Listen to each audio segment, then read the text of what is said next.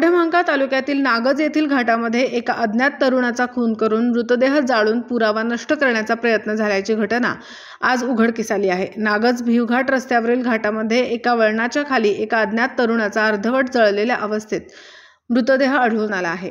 सदरचा मृतदेह एखाद्याचा खून करून या ठिकाणी पुरावा नष्ट करण्याच्या उद्देशाने आणून जाळण्याचा प्रयत्न केला असल्याचा प्राथमिक अंदाज वर्तवण्यात येत आहे। घाटामधील सदरची जागा ही निर्मनुष्य असून सहजासहजी या ठिकाणी असणाऱ्या संरक्षक कठड्यामुळे खालील काहीही दिसून येत नाही।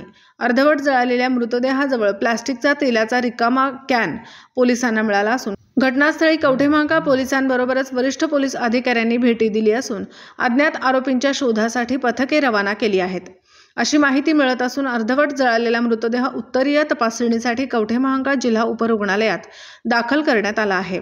अधिक तपास कवठेमहांकाळ पोलीस करीत आहे।